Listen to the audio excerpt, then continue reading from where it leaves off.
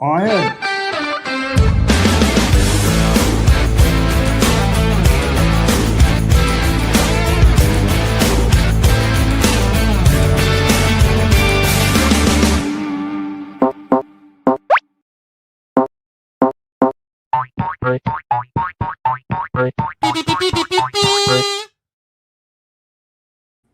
All right, it is indeed time for the Fluffle to assemble. Welcome one and all to the Rabid Atheist Show. I'm your host, Ed Raby, a former pastor turned atheist, now compassionate anti-atheist. Welcome to my channel. Welcome one and all to the Rabid Atheist Show and the Rabid Nation. Whether you are a paid-for citizen or whether you are just a tourist who's subscribed, or whether you are just looking across the border, wondering whether or not to emigrate to such a wonderful nation as the Rabid Nation, welcome one and all. Welcome to Rabid Atheist Show, and welcome to another edition of Deconversion Hangout. And today, we're going to look at Bible, studying the Bible and how it leads people to leave Christianity. So there you go. There you go. But before we get into that, a few announcements. There is, of course, a goal in chat. If we reach that goal, I will wear the hat chosen by the poll for the rest of the stream. It's my way of financing this little operation. So thank you once and all for whoever donates. Appreciate you always. Let's see. There is a goal. There's also a link in the. Man, I'm having hard. There's a link in the description to the Fluffle Fangs Discord. If you want to join a community, anybody is always welcome. And then also there is a link in chat. It's also in the description to IKIlledEarl's.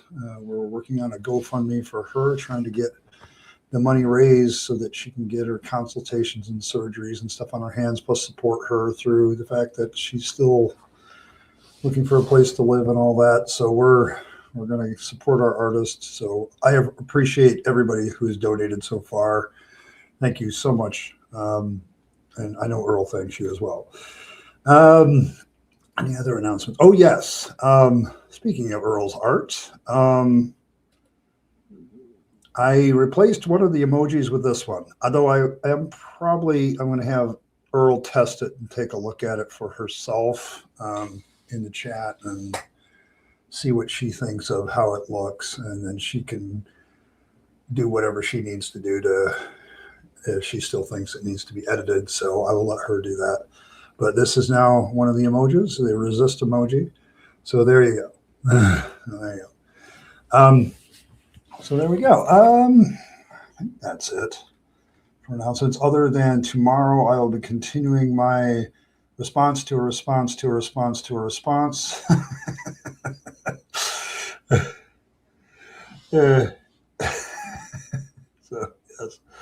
Apology's response to inspired philosophy, and I'm going to continue on in that. And we got a little ways into that on Tuesday, got a jump start on it, but we're going to continue on. So with that said, let's get a quick roll call and get into the topic for the day. Blossom was here. Thinking about Jesus's abs. Are you sure it's Jesus or is it Josue? I mean, I don't know. Allegedly, Fred is allegedly here. The elder gods have sent their emissary. Dragon Rider is here. Good to see you. Michael's here. Good to see you. And there she is. A wonderful, lovely, smart, intelligent, beautiful lap in which our Lord naps. IKIlledEarl, one of the smartest women I know. Wolf, good to see you, Wolf. Martin's here. It's very tiny. Okay. Uranium, good to see you. There you go. There you go. Just a small amount of resistance. Okay, fair enough. Today's topic kind of is going along with pretty much everything else I've talked about this week, where we've had apologists trying to defend like the historicity of the Bible. We've had Low Bar Bill go even lower. So there's that. People talking about what he's doing. So you're the response. There we go. There we go.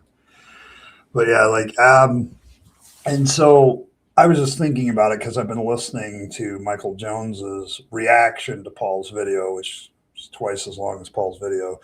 Um, and realizing that until you really look at the Bible and take the blinders off, take the rose-colored glasses off, and you start looking at the Bible, how much that's instrumental to losing one's faith. I know it was pretty instrumental in mine. So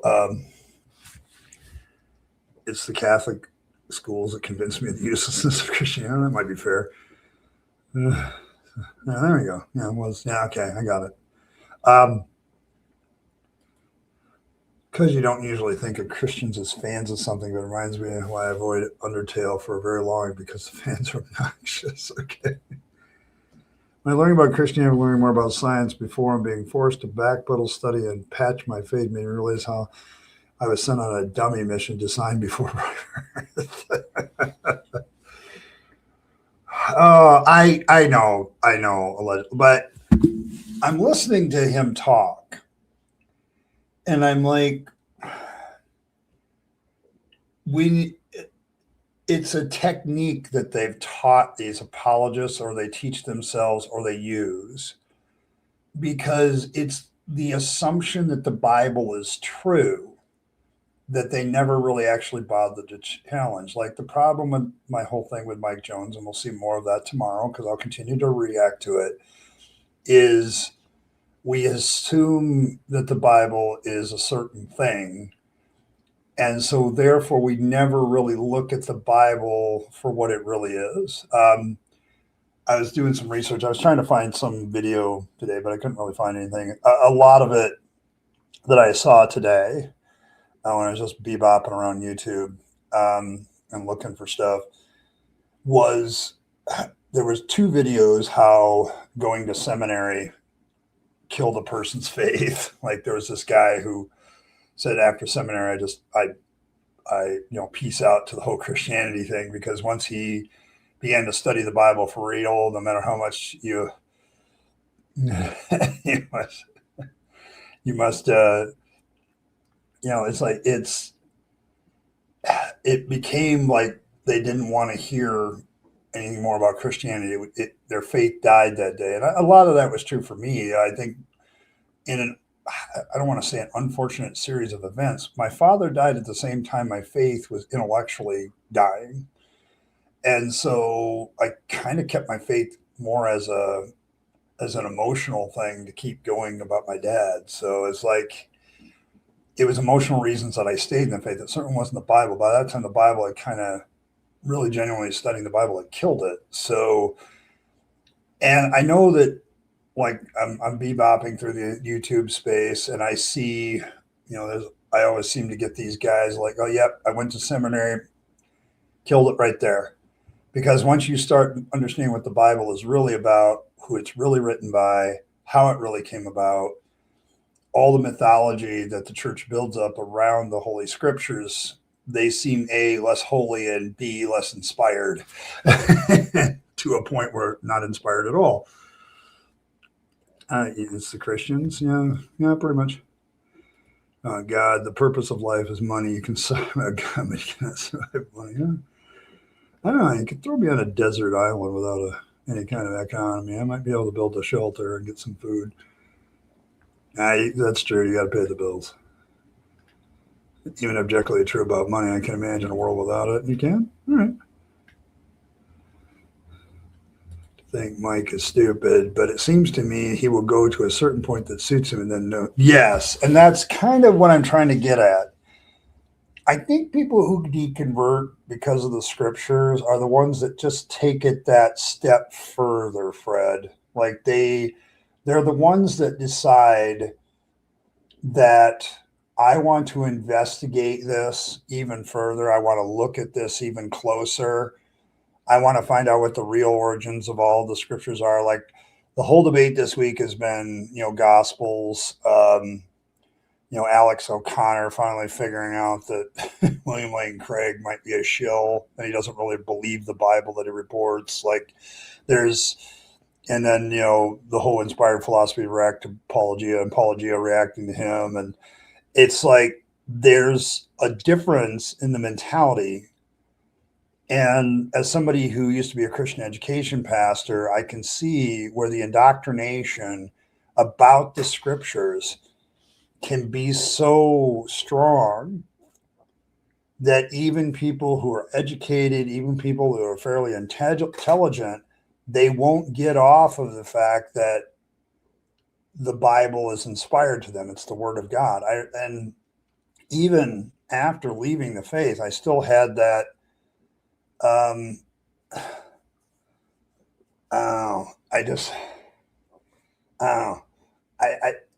There's a place where believers won't pass. And those of us who have deconverted from the faith are the ones that said, nope, I got to find out what's on the other side of this wall. Like, I got to find out what's on the other side of this thing. So there you go. Because I am there. There you go. Oh, yeah. Christianity sells you feelings and some self-righteousness and gives you freedom and money, so you valid reasons instead of maybe. The politicians often do the same thing religious figures do. It's not an accident.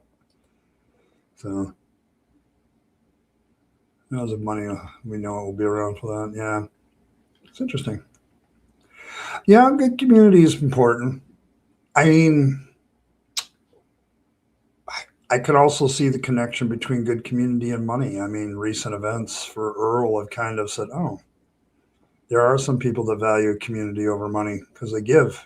Like, people who give, they value something more than their money. So, well, okay, I'm with you, Fred.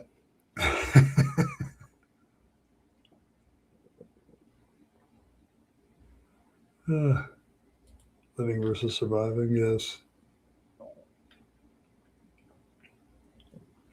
We actually do. There are tribalistic societies in places of the world that don't have any kind of monetary system, and they do it by barter. So, like, they trade stuff with each other. So, one of the main drivers for me was a class I took in a very conservative college in Jesus and the Gospels. There wasn't any way I could square all the problems that even they taught me about. Yes. Kurt, good to see you, Kurt, by the way. This is what happened to me, too. The reason I'm so interested in the Gospels and the reason why this kind of pulls me in all the time, and I think it's why I'm a big fan of Apologia, because he puts a lot of the gospel questions right on the money, because the issue is, are these even reliable for any kind of facts about anything? And that's kind of where you end up being. Like, I remember taking the Life of Christ, and even there in a conservative Bible college in the middle of Ellendale, North Dakota, very small town, only gets larger when the school's in session. And so I'm sitting there and I'm listening to the authorship questions about all the gospels, which, because they were an accredited school, they had to teach all that stuff. They have to teach you all alternatives. And I think that's what a lot of conservative Christians don't get, is when you get accreditation, you have to teach the known facts about something. And so when you teach the known facts about the life of Christ, you look at the source material and, oh yeah, we have a questionable authorship question on all four gospels. And the only reason we think it's Matthew, Mark, Luke, and John is because of tradition that's like 100 and some years old plus. So, and so I go through Bible school, just much like you. This question dogs me. I go to seminary because maybe they have the answers. It turns out they gave me even more problems with reconciling the Bible with reality. And this is another, not necessarily a conservative school, but Asbury is one of the last places like a Methodist minister could get somewhat of a conservative education. And the conservative and the liberal were kind of mixed together at Asbury. And so it was kind of, you got the full gambit. And even there, it was like, JPD theory for the Old Testament, them giving you the facts about what actually supports the Old Testament documents as far as archaeology. Like my one professor says, well, I have to admit, what supports the books of Moses wouldn't fill even a small table, so like it was kind of one of those moments where I'm like, oh my God. So Steve had no value because it wasn't printed in. People want resources and the ability to resist and prosper. Yes. No.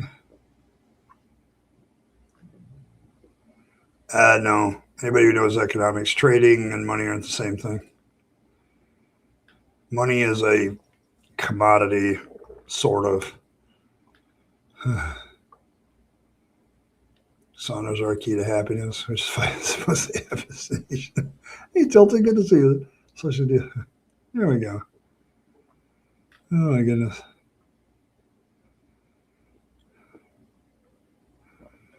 Man. The Bible builds faith only with its power to. Yeah, it's. See, the thing with the Bible now, if you really look at it, like I know the Friendly Atheist has done reports like this, and I continue to keep my eyes on these reports. Why don't you believe anymore? And the number one reason is the Bible, God, theology, like the beliefs of the religion. Like that's usually the top thing. High up there as a social issue is usually LGBTQ issues, but not necessarily because I can't feel accepted in my denomination. It's more about how they're treated. So, but it's just it's not a what's happening, and what I notice when I'm looking at somebody like Mike Jones, or any apologist really that you might think has a sincere belief. I'm not sure about Mike. I'm not sure about a lot of them, but I know a bunch of Christians that have very sincere belief, and what they can't get past is this indoctrined notion of, hey, the Bible is somehow sacred. Like they build this wall around it where you give it less criticism than you give anything else. You'll be amazed sometimes at how many Christians are very critical of other people's faiths and poke holes in them left and right. And, Christians will poke holes in the Quran all the time, and other holy books. But when it comes to theirs, to the Bible, they're like, oh, no, we can't do that. That's different. And it's just really weird. Power and existence in any faith mentioned is nothing more than a fairy tale. Yes, like it. You and I understand that, Bren. Like you and I understand that. Okay. The problem is, like, I'm dealing with somebody. Like the problem I'm having, like Tuesday, I was having it with Alex O'Connor. It's like I'm having my moments with him. And from a deconversion point of view, when I look at, the skeptical space from time to time, I'm like, I see that somebody still has a problem with this. And it's amazing that I have the same problem. Like I still have the same issue. Deconverting is like, okay, how is it that I'm able to step through this door and look at the Bible as something less than inspired by God? Like, how is it I'm able to do that? Like, how am I, why is it that I was able to do that and others are not? Okay. And that's usually the question of Deconversion Hangout is, okay, why is it that we took this step and other people not? And I ask that question because when you're dealing with somebody that's still in the faith, and I still deal with people that are in the faith, I have family members that are still in the faith. How patient do I have to be? What is the thing that moves a person from believing to not believing? And part of the problem for like evangelical Christians is if they're conservative evangelicals, like Mike Jones is, no matter how smart he is, no matter, he could get degrees in Bible, like he really needs to before he talks about biblical studies anymore because he doesn't know what he's doing. But how is it that a person like that can't get past it? Well, what is the key that opens that lock? So it's like that. It's one of those things. I'd love to have a world without religion. Yeah, it's questioning reality, but it was soon found it to be an exceptional tool for enforcing unearned authority. Blood, yes, yes. Please hit the like button in the name of Fangs. The only deity, well, the only atheist deity that I know might exist. So I got one or two good things that can be concluded by other means. Hey, Evan. I mean, late, but what's new there?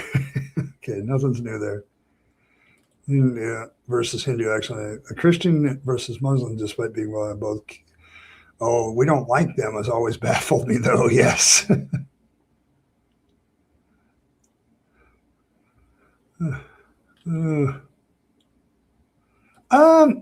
He has some intelligence to him. Like, there's an intelligence behind most apologists. Like, I think that's one of the things I don't do with them is I don't underestimate them. Don't get me wrong. I never underestimate the power of indoctrination. Never do that. But there is an intelligent mind in there. It's just full of bigotry. And like, that's the thing that, like, I look at how has a person been corrupted by religion or religious belief or faith. And I think Mike Jones has the ability to do good research and be intelligent, but he's got to get over being butthurt every time somebody pushes against him. And he needs to get over his blinders. Like, he sits there and say, oh, like, Tuesday, I'm like, no, dude, you're sitting here saying you're taking a neutral approach, but you're not. Like, several times during your videos, you say things that assume that the Gospels are historically accurate. And that's your assumption. Prove me wrong. And that's kind of the way. I don't consider him a dummy. I do consider him somebody whose thinking is warped by some other external force, and it's usually indoctrination or whatever it is. I don't think we can underestimate that. So, so there you go. Hey, noise. When did you lose your faith, for Fang's sake?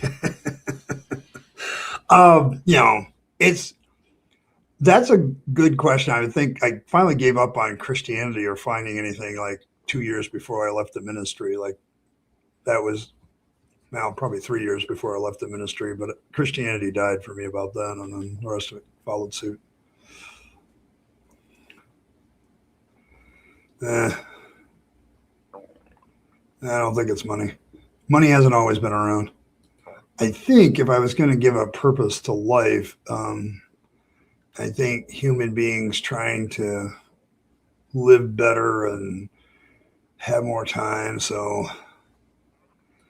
why not just work within the frame? If they're judging others, remind them.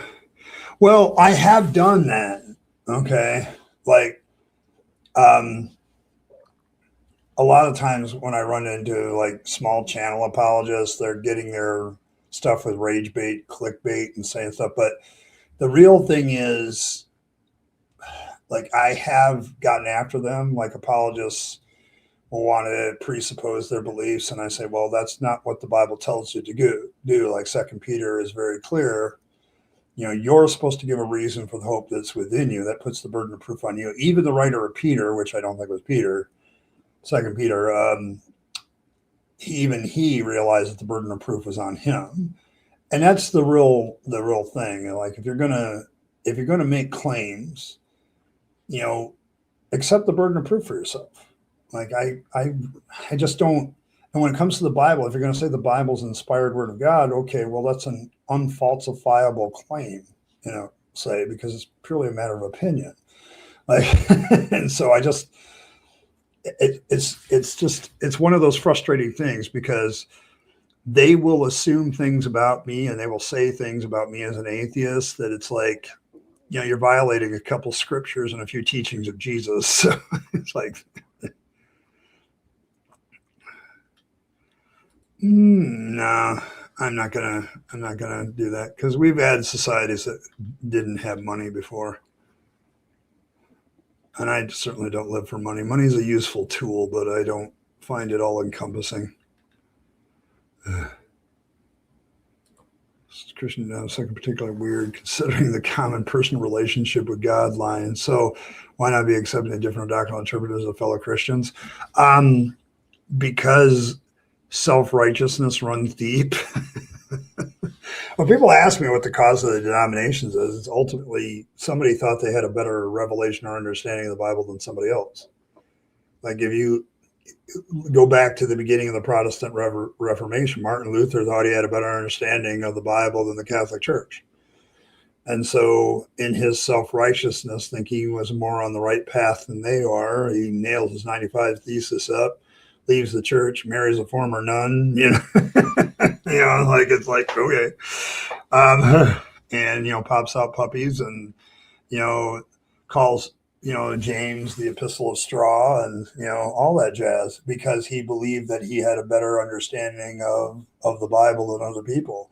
And since that moment, we've had that. Like the original schism is more about like religious practice, but there was some the Bible stuff in there, so it's like, but when it comes down to it, you look at Christian denom versus Christian denom, they have different understandings of the Bible.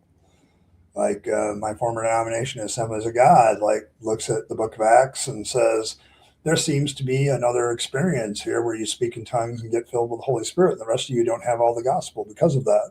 Like that's their self-righteousness. But it's self-righteousness that splits these churches because they all think they have the right interpretation of Scripture. You can have people inside the same church building that believe that the other person's wrong in their interpretation of Scripture. Or even worse, in a Pentecostal denomination, somebody says, well, I have a personal revelation from God himself. But it all comes down to a real extreme ego trip to think that you're hearing from God and nobody else is. Or you're the only one clearly hearing from God and everybody else is fuzzy. And I'll bet I could run with that hypothesis and look at every denomination that's ever been formed, and I would be able to make that claim. I think I could prove that one. Didn't read the Bible before I left, but reading it now strengthens my decision to keep me an atheist. So there you go. The problem I have with your view, Fireman, is I think you're very black and white fallacy. I'm not saying money can't be a motivation for people, but that's not all there is to it. I think that's just very black and white fallacy to me. Like it's just like what motivates people is much more complicated than that. Like if you're looking for a single thing that motivates people, money's kind of always there. We always got to live. We always got to do that. But within that framework, there's also a lot of other motivations we have to have, and those have to be front and center too. So, Faith in high school, she was your first girlfriend. What's she doing now today, Fred? Is she happy? I bet you she's not happy. There's your Faith. Check behind the fridge. So. Hey, it's tempting. We are here on earth to fart around and don't let anybody tell you different. Well spoken, Robert. Good to see you. Good to see you too, Robin. I think I forgot to say hello. So I have no idea. Let it play out.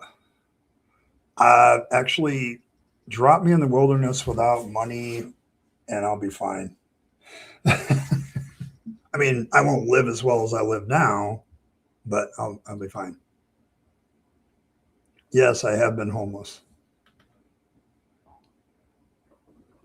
You're feeling cranky? I mean, I'll tell you what, Evan, I'll leave that at your discretion because, like, we are trying to get like a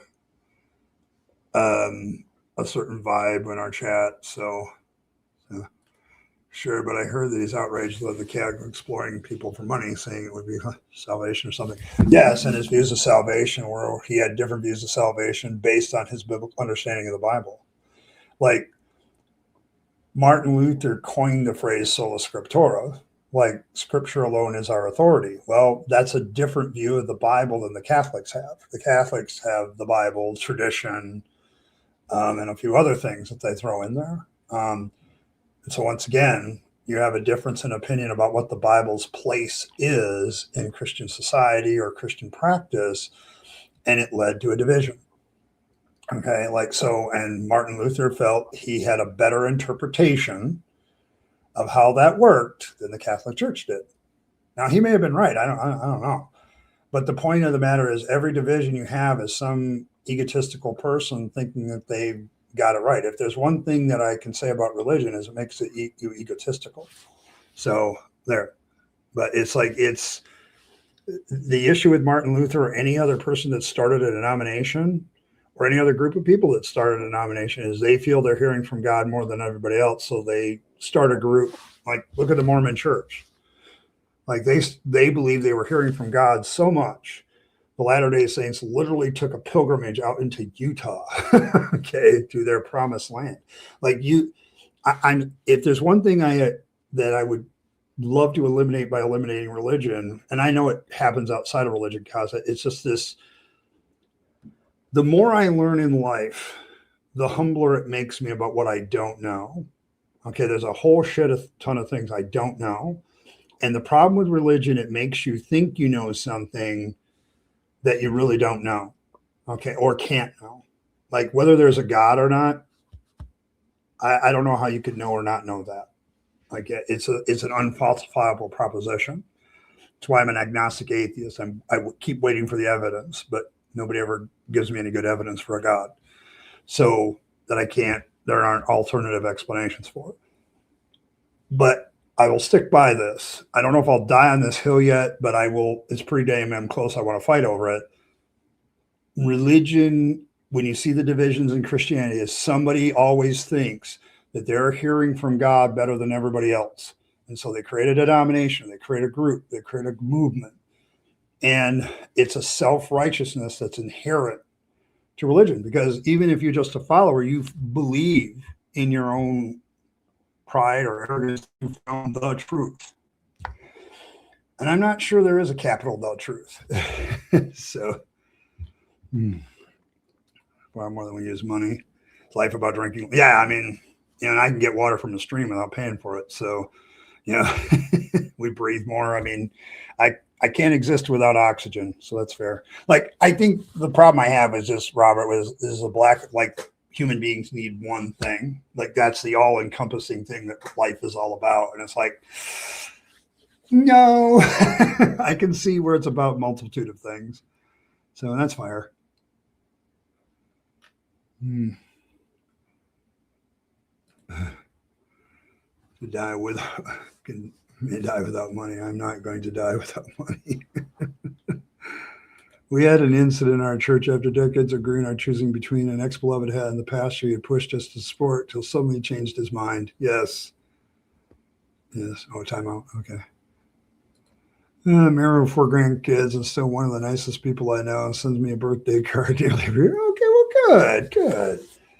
Well, I'm glad, Fred. I mean, there you go. Yeah, so good to see you. Oh my goodness. Catholics have a quite assume a theological almost on part of the. Yeah, they do. Like, it's that, and that's kind of my point. Like, on what basis do you say certain things are authoritative?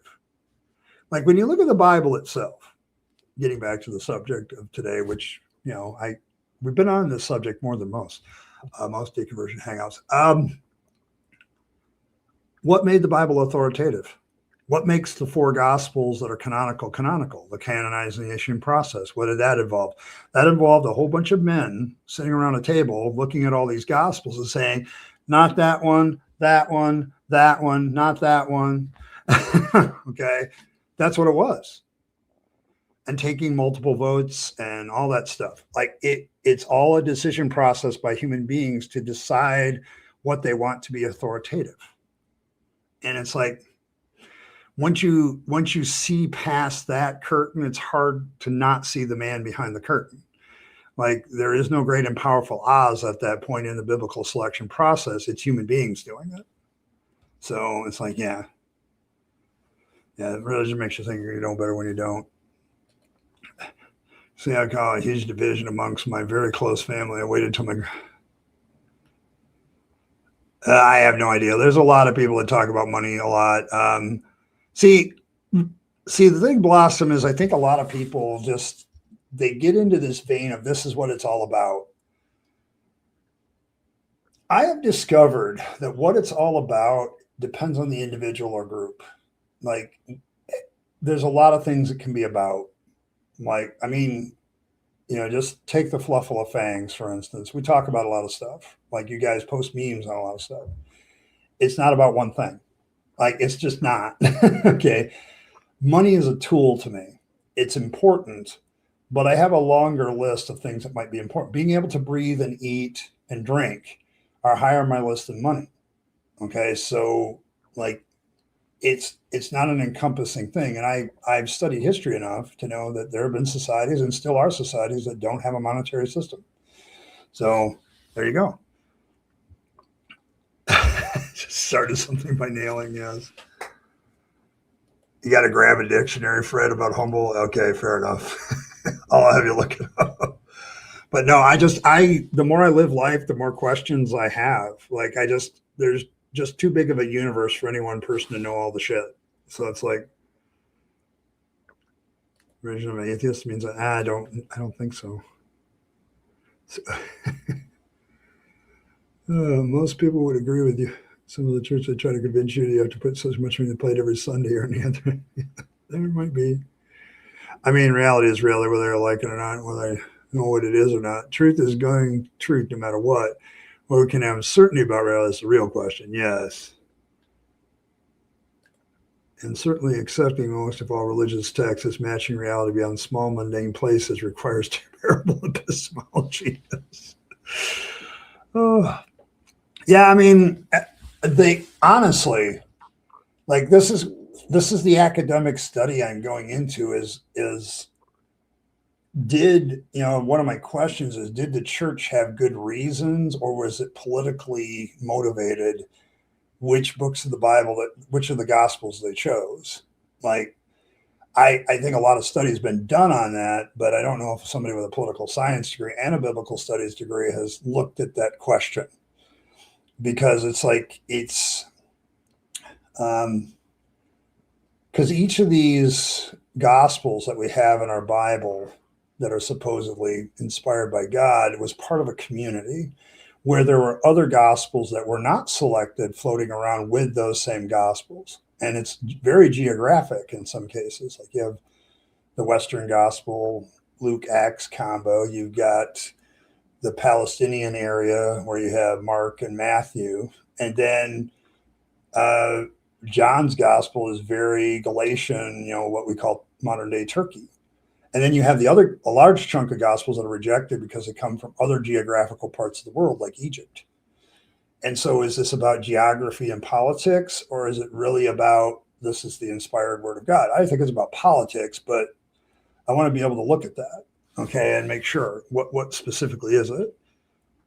It's all about the hokey pokey.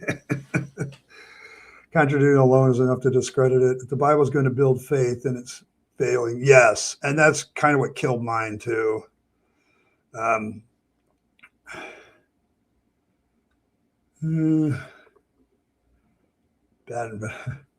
That's the thing about thinking they know better and separating it out. Isn't this community pretty much? We have to guard against that. Like, everybody has their echo chambers. I'm firmly convinced that people cannot get out of their echo chamber. What I try to do here, okay, is have a discussion about that, okay, because the thing about it is I know a lot of these people, and I know what they talk about in other contexts, and I'm going to say this is a very interesting group of people, because I don't think all of us agree on everything, and yet we still made a continuity of community. Now, do I think I'm right? Yeah. But I'm not sitting here saying that I'm hearing from a God and therefore I'm right. I've Occam razored that shit right out. I'm saying is there's no evidence for a God that is given to me that's convincing, which is a completely true statement. And I'm sitting with a bunch of people here in chat today that same. Okay. Like, but when you look at the context of religion, we have this authority that can't be argued with. Here, the thing about Ed, okay, is everybody in this chat can argue with me. I am not a pastor. I don't speak with some sort of authority anymore, and I don't want to have that anymore. I think there's a lot of former pastors that become atheists and content creators, and they drive me nuts because they still expect people to treat them as if they're authority simply because of the position. This is my channel. I am the benevolent dictator for life of this channel.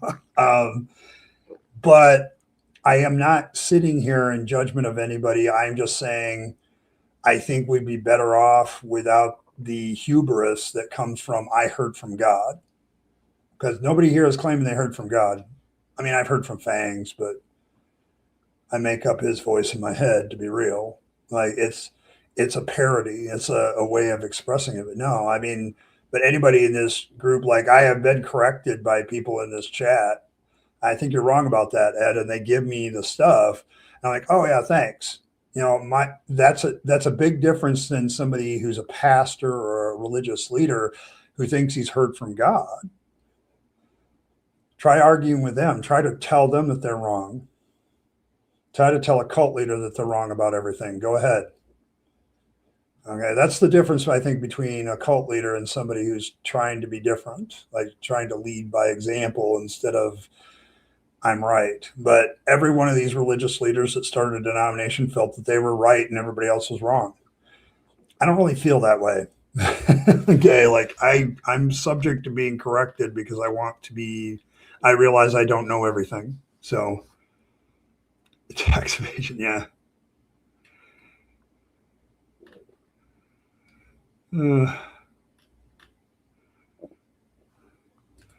Well, incense for this time, yeah, seems cheaper than candles.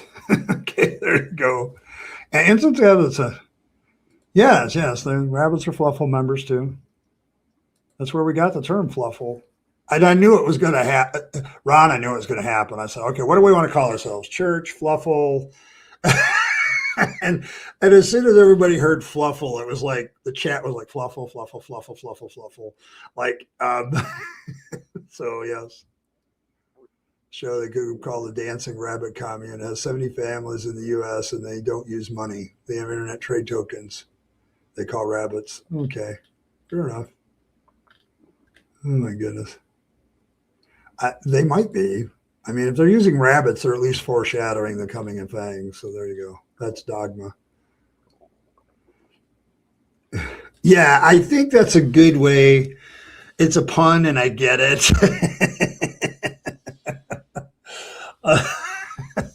But there is a kernel of truth to that. Like I'm here to facilitate a discussion and I am fully capable of being wrong. And I never want to put myself in a position where I'm like, I can't look into something. I can't study anything. I can't be skeptical about something, but at the same time, being accepting that somebody may have studied something more than I have, and they can give me their evidence and go, okay, I can buy that. Like, I look at the chat. I know who's got what expertise most of the time, and who knows more shit than I do, and there's nothing wrong with that. So. Yes, he's a trickster by proving his existence by lack of evidence for his existence. Chat preaches. Yeah, pretty much. It's a. Yeah, there are some pastors that have the humility to realize that they don't know everything, but it's more of a doctrine of most churches. Like if somebody's in spiritual leader, they aren't allowed to be questioned when they make a decision. Like usually, a lot of times, and some it's worse. It's worse than others. So be careful. I mean, I know you're still of the faith, and I'm very patient with people still of the faith. You've been very good interlocutors. So, but yeah, it's not a cult because it's a Fluffle. That's true. Hey, the priest, if they're wrong, I didn't directly. Yeah, like it's. We're not going to listen. Your senatorship, Mr. Fred, relies simply on the fact that you pay money. You keep that office. As long as I'm the dictator for life, your existence depends on mine. I'm just being honest about it. Like people say, in order to get citizenship, you got to pay for it. Yep. I'm just honest about it. Everybody pays for their citizenship. It's called taxes. Fun is how you're going to use it for the president, not a pastor. Yes. No, you don't have to apologize for puns here. Yes, Judge Fangs. We have Judge Fangs. Yes, we do have Judge Fangs. Here we go.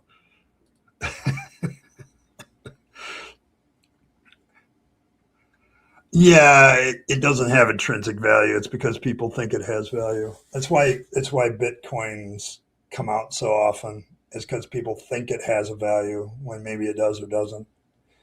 A lot of it, one of the most famous, well, actually one of the more funny economic quotes by our current guy occupying the White House is, I think it was during his first term, he says, I don't understand Bitcoin and all this stuff because it just seems to be backed by air. And then the rest of the meet is another guy looking sideways with the title Federal Reserve. And as somebody who had studied a little economics, I got the joke and laughed. So there you go. I love the wig on this guy too. Like, yep. Yep, there you go. Oh my God. Yeah, he does like to wiggle the wig and bang the gaffle. Yes, he does. Yeah, okay. I don't know if you can't understand that American money, the US dollar, is backed by basically people's opinion about it as an exchange rate. I think you have a problem.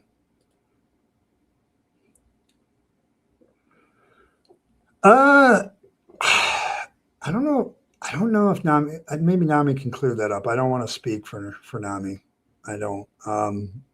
But yeah, but I know they may be new to Christianity. Feels that way to me. And they've come here to kind of like, have I made a good decision? Can my personal opinion, no. I think you can be good without it. Probably if you have life controlling problems and made decisions to get over them, that was you, not your faith. Like,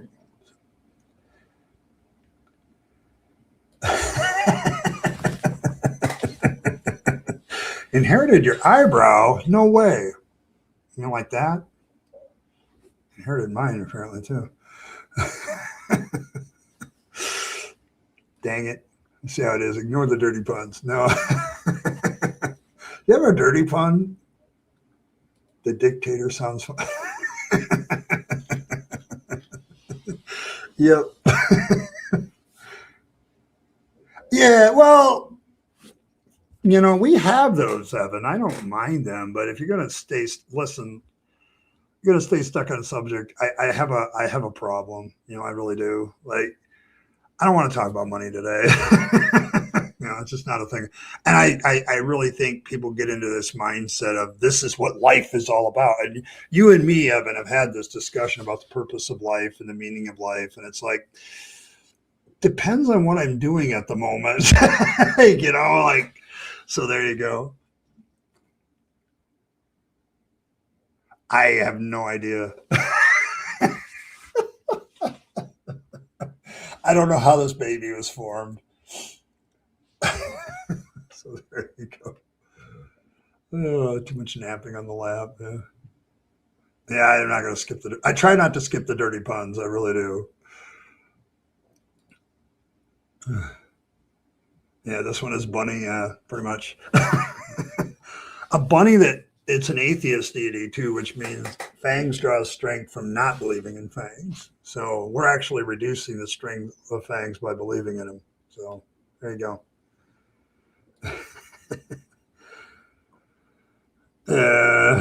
I get it. I get it, Evan. Like, we're always looking for genuine interlocutors, especially on Deconversion Hangout. Like, I would love it. Okay, if Christians came into Deconversion Hangout, did their 20 minutes of time waiting to get in, and just ask questions about why we deconverted, what they, I think this, like I would love to have a great just interaction with them. I'm always down for that. Okay. But some people have their pet topics, and that's fine for a bit. And then I want to move on. So there you go. Yes, it's a miracle. There we go. It's a miracle. Absolute miracle. That's how that happened. I can make that official dogma if I remember wearing the hat. So there you go. Oh, that is real. I value dirty puns. Personal. You theist. You theist. Get a load of this. Yes. Yes. Yeah, probably to get an understanding. Deconstructionists also have a lot of valid criticism about the church. Yeah, we do. Like, and I have a lot because I used to be in it and I used to lead it. Like when you're an ex-pastor, like I'm not saying ex-pastors don't bring value to the secular community. They do. I'm just very concerned most of the time that we forget that our being a pastor is a theological thing. Like it's a religious theological thing, that religious theological leadership stuff stands behind religious leaders. So it's like when you deconstruct, you also have to deconstruct from being a pastor, like being that type of leader. So you can lead different ways, and you don't need the authoritarian leadership. In fact, I think people that don't use authoritarianism are more effective leaders. So, hey, Native.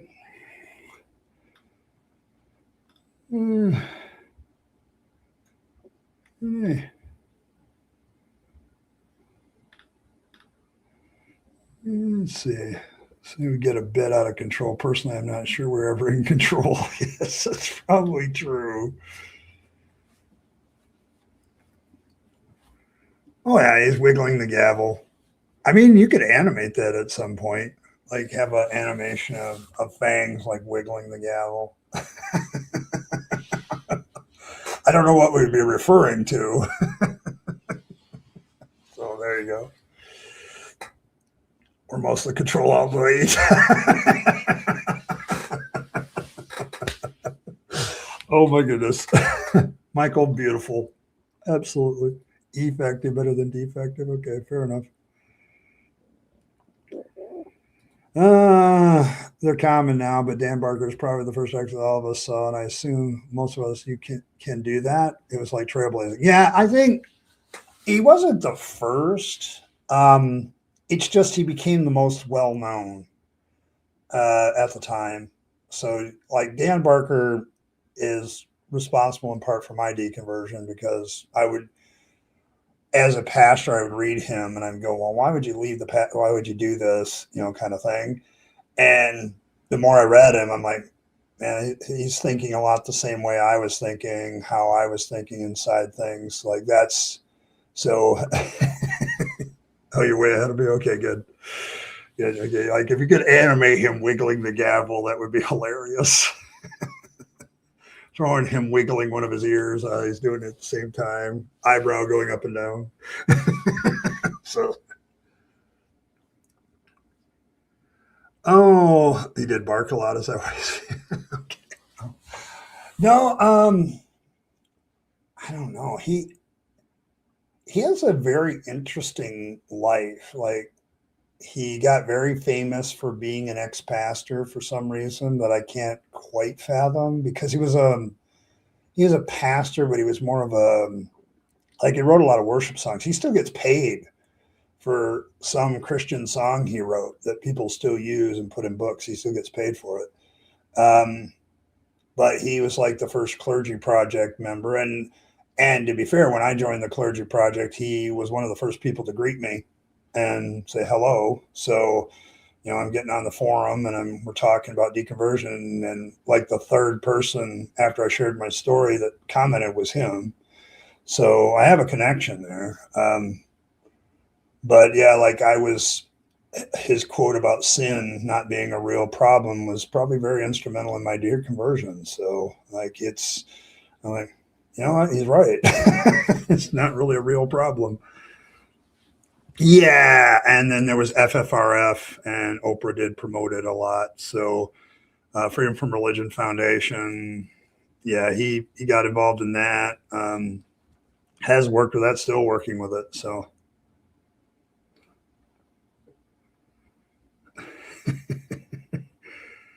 bang, bang, bang, disorder of the course. Oh, the Court of Fangs. What would that be? Oh my gosh, I feel like I've gone back to Disney's Hunchback of Notre Dame, and it would be very much like the Court of Miracles. So, yeah, Charles Templeton was another one that left the faith. So there you go. Then the laundry, wash my plasticware. I've had a lovely 2 days at work so far. I also work tomorrow. Do I deserve it? Apparently, you do. There you go. Cookie for you. So there you go.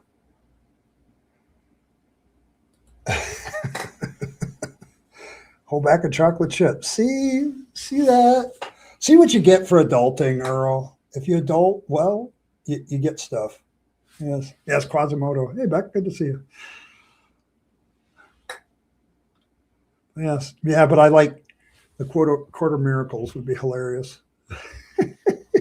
Yeah, she's squealing, but as she turns around with the entire pack of cookies and starts munching on them. Share? What are you talking about? Let's just share. You speak of. These were mine. They were given to me. I can already see it.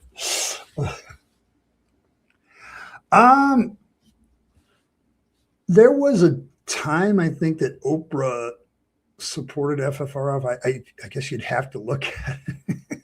Well, they're your cookies. Don't get me wrong. Like I'm not saying it's a bad thing.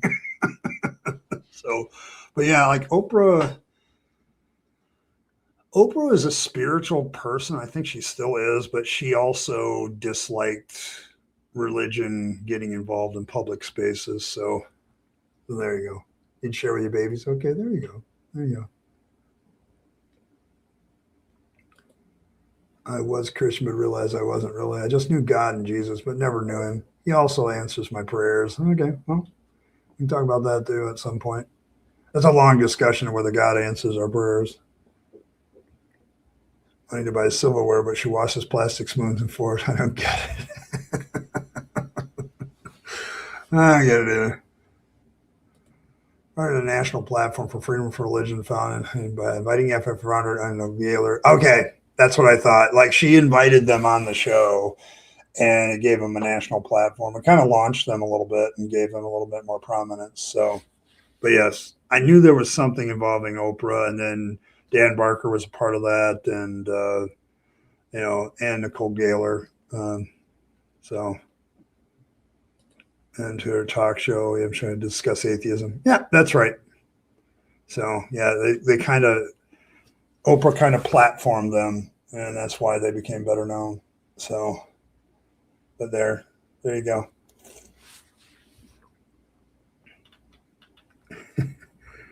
Your silverware is in storage. Yeah, I get it. Yeah, we're using plastic, but it's often way too fragile to do that. Yes. Oh my goodness. While the episode featured a largely hostile studios and a skeptical approach from Winfrey, typical of 1910 talk forums, unexpected served as a pivotal historical milestone. Oh yeah, that's right. And Lori Gaylor. Yeah, that's right. But yes, like you gotta, met on the set, eventually marrying 3 years later. Barker Chris, a national exposure to the Kazas, and drew them into full-time secular advocacy with the FFRF. Okay, so there's the connection with Oprah Winfrey and the Oprah Winfrey Show in 1984. So I remember it was a moment. It's kind of where I think people were talking about that. I was in high school at the time, so people were talking about it. Like I grew up in this very town I live in now, and it's very religious. And at the time, it was even more religious. Who is this Dan Barker guy? I don't know. All right, there we go. We'll always give the kitty's head pats. Yes, pat for the cat. There we go. But yeah, Dan Barker, pretty straight up guy. I've never really had a problem with him, but he's also done debates, and I don't know. He doesn't seem to have as rigorous a schedule these days, and so again, his health is kind of it's getting old, like the rest of us. Mucho head pets. All right, there we go. Yeah, we like the cats and puppies around here more than the people most of the time. Prefer gay up guys. Okay. Oh my goodness. Oh yeah, pets and treats. Yeah. See, we take care of the animals around here better than the people. That kids who have a rebellious phase and then come back to God later. Um, I don't know if it's like a guarantee that they'll come back to God in life, but the rebellious phase about religion kind of is probably true. So yeah, but like it's I don't know, small towns tend to be interesting because like I live in one. Like it's a city by name, but it's not. It's like that. So, but it's like I don't know. I think there's a lot more religiosity in small towns and rural communities than there is in the city. So, kind of that way. So, Dylan was really close to Billy Graham and travel evangelizing. He left the faith and wrote his book Farewell to God. Didn't stay as active as Dan Barker though. Yeah. Okay. Yeah, that's probably he was definitely a famous person who left the faith. Oh, you like a video of Squeaky Kitty being squeaky? Yes. You want to hear Squeaky Kitty be squeaky. You need to get a video of that. Be fair. Templeton is almost the perfect name for that bio. Yeah. Farewell to God. Yep. Well, yeah, like a lot of you guys are here and you never were the God thing, but I think I could applaud you all for trying to understand those of us that come out of faith and why we come out of faith and why people stay in because I think it gives you better understanding of what you're dealing with. So I appreciate that. So I'm going to try to capture the squeakitude. All right, there we go. We'd love to see it. We've heard of Squeaky Kitty for quite some time, and we're wondering why they're called Squeaky Kitty. so, so maybe it's introversion, terminally online, but even though I write and they're safe unless I make it known I'm a Democrat. Yeah, keep your head down there. Um, I live in a very red part of Michigan, so although not very red when it comes to LGBTQ issues, oddly enough, like there's plenty of rainbow flags in my area, so it's almost like there are Republicans that don't agree with the stance of the Republican Party on that. So it says squeaky at field. Squeaky? Squeaky. You're in the church choir? All right. I sang in the choir too in my last church. God is very disappointed in some of us for sure. Yes, probably. I look at people who live here and wonder how safe I am being Trump supporters. I used to think that too, for a bit. You know, like I have family and friends that are very conservative Christian too. So, but they're like, they have their criticisms of their own shit. So I don't know. You have to differentiate the talking heads between the rank and file because I don't think the rank and file is as hardcore as the talking heads of a group. So. Squeaky Kitty sounds more like Beaker from the Muppets. So, I just won't follow God that's clear, a liar and a psychopath. Yeah, that's fair. Guilty with pride. There you go. There you go. But yeah, like there's a lot of people that they just don't follow the line. So, but I know in my own sphere, like, you know, some of my own family members are like, we need to get rid of this Trump guy. He's giving us a black eye. And, there's a lot of that, actually, more than you think. So, you want all the squeakums? All the squeakies. Oh, Earl. Oh, so much of this. I wouldn't follow such a human either. Yes. Say it louder. Yes. Need a video now. I want all the squeakums. Oh my goodness. Oh my goodness. There we go. See, this is the thing. Like, this is what you get out of the Fluffle. You get stuff. I took the path that I did. It hurt, but I think I am better for having walked the trail of faith. No regrets. Yeah, me either. People ask me every once in a while if I have any regrets from leaving the faith, and it's like, I wish there were certain things that were different, but overall, it's been good for my peace of mind. Like, I'm not dealing with somebody actually who I had a friendship with, an imaginary friend that I just never could please. I don't have that anymore. And that whole psychological lift of that, like, it's like being freed from an abuser. So like that. Oh, we make her squeak. I need this in my life. I mean, I read mythology from cultures as a kid, and the Bible is little else. And the more I learn, the more obvious it gets. Yeah, see, that's the thing. It's not just the Bible. Like, you read about other religions and their holy books, and you suddenly realize, you know what? This idea of holy books is kind of the same, regardless of religion, and it comes from the same source.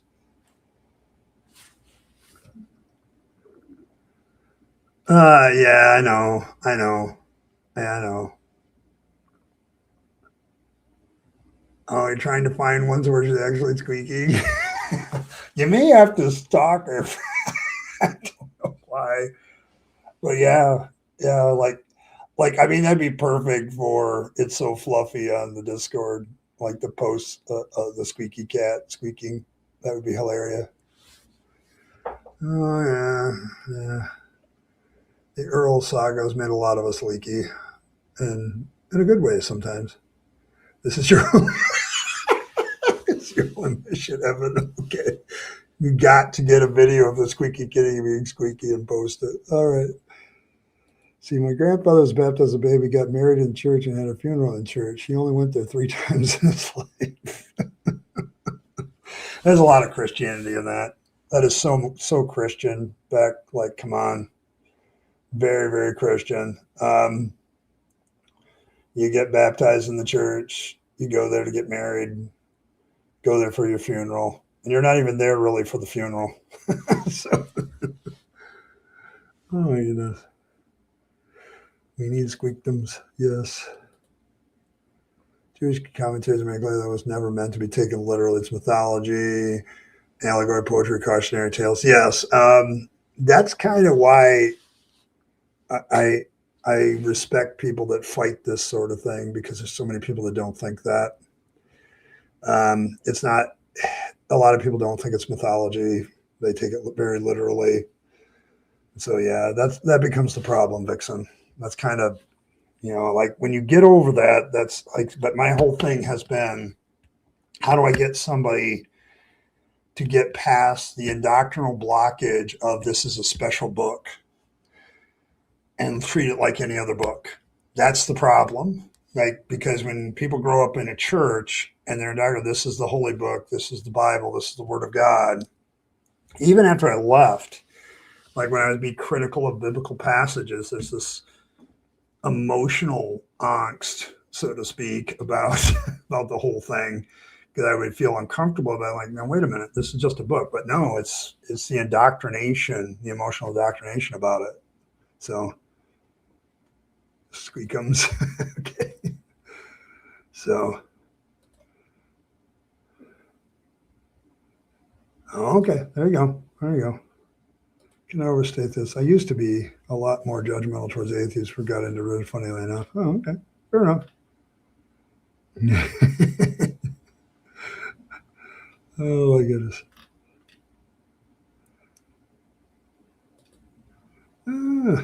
I don't know. I think I can see it.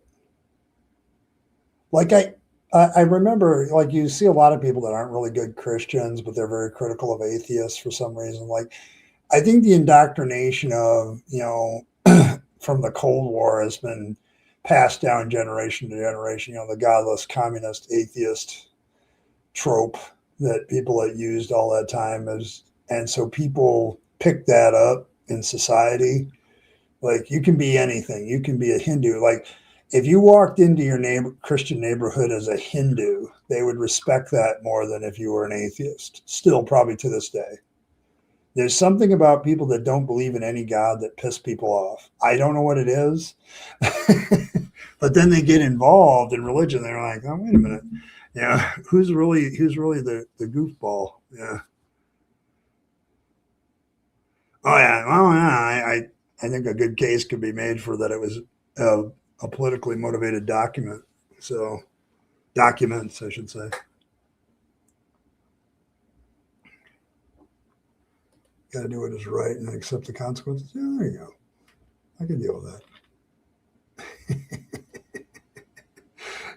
that. There we go. See, so we now have Evan on a mission. I don't know. We expect squeaky videos of kittens. So hit a squeaky dopamine. Okay. Target because of extra share base and super standing by. Yeah, I think that might be it, Cranky. I think you have a valid point. I think the reason why atheists get a lot of shit is we challenge a basic assumption behind all of it. And so everybody gets hit by us saying, you got to prove all that to me. There's a basic underlying assumption that all religions have, that there's something else, that there's something else supernatural or something. And we do hit that. We hit that with everybody, and they just don't like it. So little Eastern mythology to annoy the racists out there. Sometimes the wolf bites, huh? All right, Michael, I get it. Yeah. Got to put that Middle Eastern. Yeah, Christianity is a Middle Eastern religion. That really makes them mad. Yeah, it's like evil bastard among others. People always think that religion equals asceticism, so they think, well, I don't agree with polytheism, at least they have morals to live by. Yeah, that's part of it, though. Like it's part of the propaganda about atheists that all religions seem to share. Like they don't have any morals because they don't have some sort of spiritual, religious, or God belief, and somehow they're just evil people. And it's like, I don't get the connection between religion and morality. Like, how do you justify that? How do you justify good morals being equated with religion? Because as far as I can tell, a lot of the really shitty moral decisions that have taken place in the universe have been done by religious people. So, so we need the squeak. All right, there we go. There we go. Well, we want to make sure it's good, though, Earl. Like, if you're going to get the dopamine hit from the squeaks,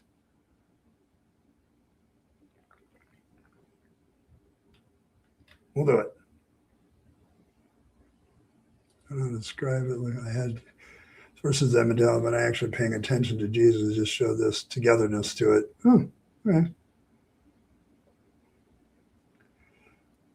Outside the Christian mindset is the target. They attack everyone equally. Islam's kidding. Yeah, and the other side does the same thing. Hey, Ryan. That's why Wooists are just as bad or worse. They try to separate themselves, but the funnies still include them among their numbers. That's probably true, Ryan. Oh my goodness. I had so much woo when I was a Pentecostal Christian. It's amazing how much woo you believe in when you're a certain brand of Christianity. So, but yes. Well, wait, Earl. I want the squeakies too, but I want good squeakies. So we always know what Squeaky Kitty is about. So but we want to hear Squeaky Kitty be squeaky. So there we go. Ace's tiny shitty hotel. Oh, Earl.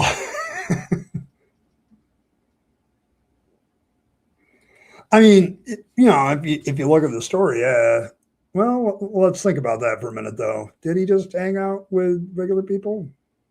I don't know. He goes to a high priest's house. That wasn't regular people. Um,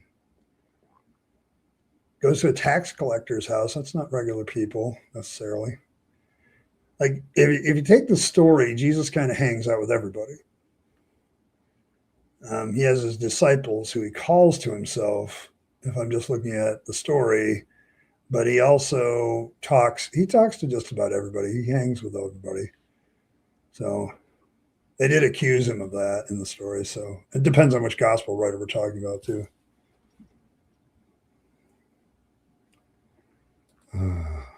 Yeah. It's fine. Oh, yeah. The application of fantasy solutions is a real problem from any source. New Age is just as much BS as any of them. Yeah.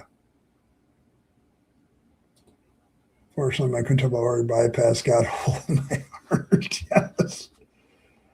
Oh my goodness. We'll figure it out. We'll get you a squeak, Earl. I'm sure Evan will work out it to get you a squeak. I'm sure it'll make it your day. Get you sack in half. First half runs at the same as the return of the spouse. Oh my gosh. No, it's just, I don't know. It's turned into make a kitty squeak out of command. Yeah. It's also like it's a good thing I can hold like 3 conversations at once. It really is. Especially streams like this. They didn't report any God-shaped hole when they did their heart surgery either. I'm sure that all of you that have had some sort of heart surgery could ask your surgeons if there was a God-shaped hole there. So there you go. Yeah. Like I could do the squeaky kitty, the Bible thing, and why people hate atheist discussion all at once. It's not bad. Not bad. Get up to 4, it starts to get problematic. So, well, thank you. It's not often I get head pats. Oh. Camera earlier made it very clear what she was doing. Oh, yeah. See, that turtle of yours, Evan, they like attention, and they're trying to be photogenic. You have a problem there. Got a prima donna on your hand. I've noticed that about your turtle. Well, I must admit, I didn't ask, but one would think it would have been worth a mention. Yeah, I mean, you got that God-shaped hole in all of our hearts. It seems like somebody would have found it yet. Oh, I don't necessarily need head pats. I appreciate them. Done a lot of things without head pats that I just felt good about, and so I'm good with giving my own head pats sometimes. You gotta learn how to give yourself head pats every once in a while. Oh yeah. Oscar, like, I'm adorable. Take pictures of me. Oh, my zip file processes while they were in there. Oh well, there you go. So there you go. No God-shaped holes, and you had to remove other stuff that was bad for you. Nice. There you go. Seems that way. Yeah, you do. Giving yourself head pats every once in a while because you just did something right, that's a good thing. Like, you got to recognize sometimes when you've done something well yourself and give yourself credit for it. It's one of the hardest things sometimes for some people to do. Like I've talked about this in Deconversion Hangout before. Like, people who grew up in a church where you give all the glory to God, or I think in a secular context, if you are in an abusive relationship and the narcissist in the relationship is the one that has to get all the credit for everything. People that come out of that as victims, same thing. Like they have a hard time giving credit to themselves and patting themselves on the back for stuff that they actually do that's right. You know, I talk with my therapist about this often, if you can't tell, because I have a hard time giving myself head pats and as well. But when I realize the need to do it, so like you got to get out of that. You know, you actually did something well. You did something right, and it's okay to take credit for it. Yeah, don't do it with an iron skillet, though. Good advice. Good practical advice, Beck. Appreciate that. Oh my goodness. But yeah, like it's a thing. Like so if you've been in a certain situation where you've always had to give somebody else the credit for what you did, it becomes a habit. Okay. It's one of the bad things about religion is you're always giving God the credit or the spirituality the credit when in really it was you. Like it's a hard thing.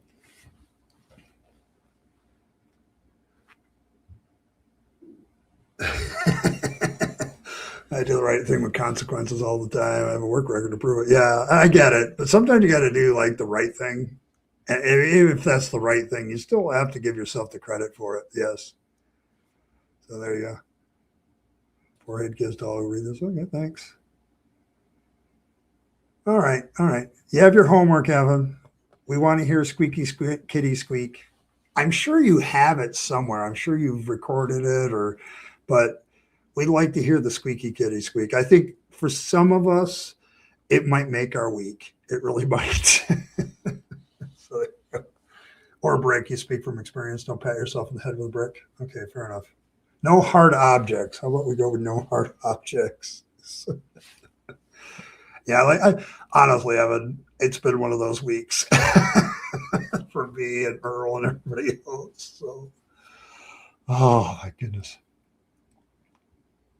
Oh yeah, we like you. I mean, we'll adopt you into the Fluffle. We're a very fluffily Fluffle, by the way, too. Like there's a lot of we have to tell people to stop because we get leaky and shit, and nobody wants to get leaky. Oh yeah, absolutely. You can skip me too.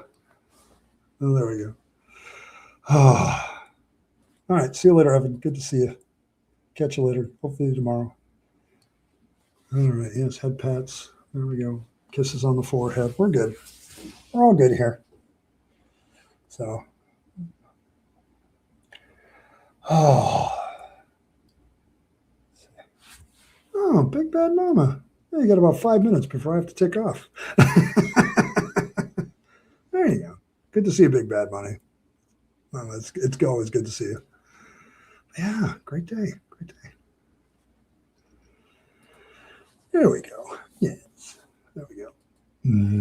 So there we go. But yeah. So I've had Judge Fangs up there so long. I haven't had the chance to do Earl's new one very long. So I'm going to put that up for a bit while I'm closing out. Our new low bar, the bars in hell, low bar bill piece of art. At this point, we've lowered the bar into hell. So, oh, I'm still giggling about this one pretty hard.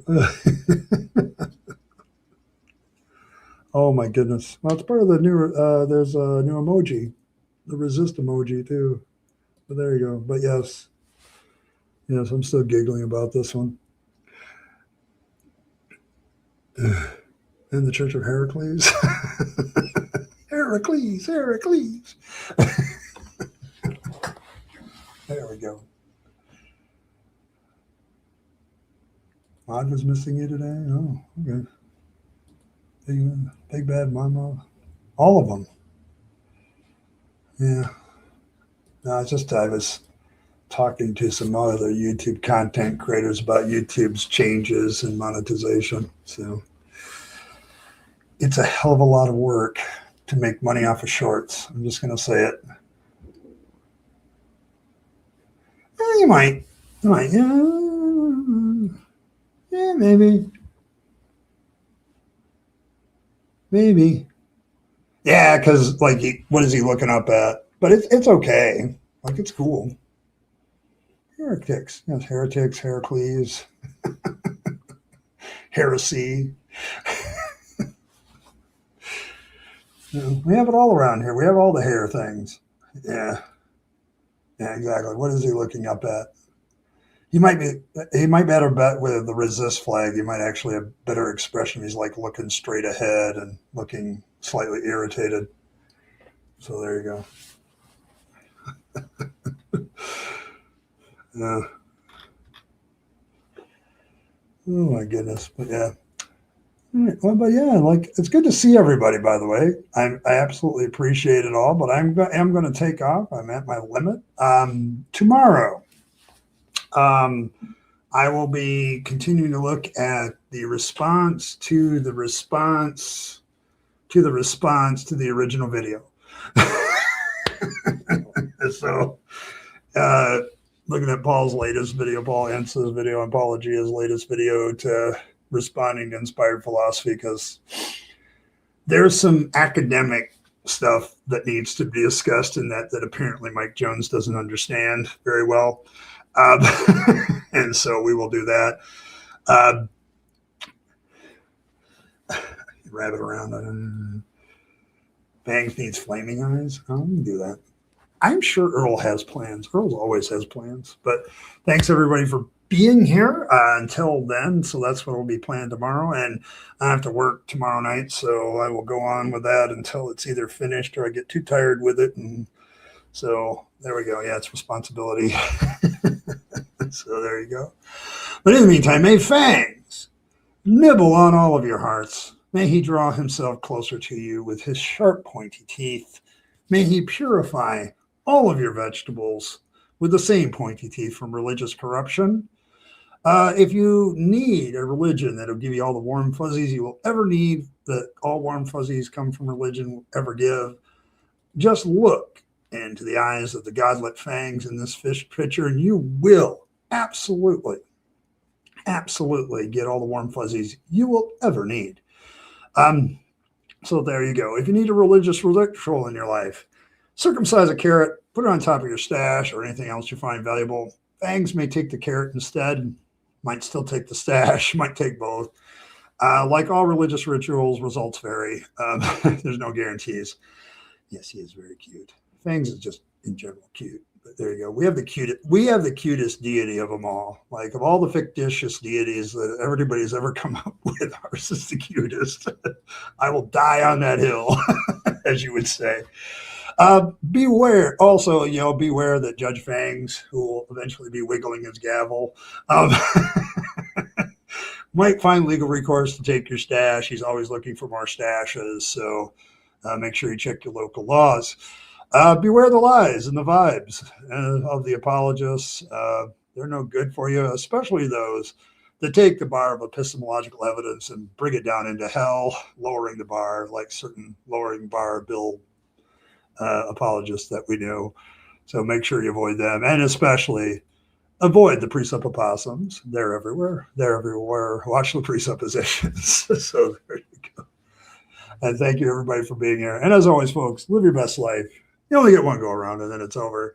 So make sure you take all your time, money, opportunities, and give them to yourself, the people you love and care for, and to make this a better world.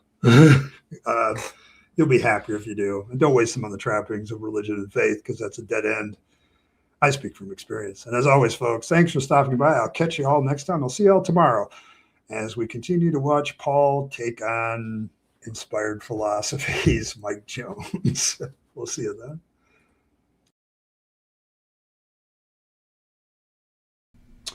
Hey, thanks for sticking around to the end to find out how you can support the channel better.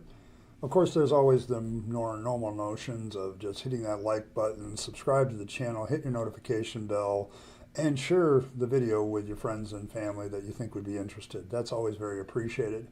If you want to support the channel in a more tangible way, there's several options. You can super chat or super thanks in the comments or during a stream.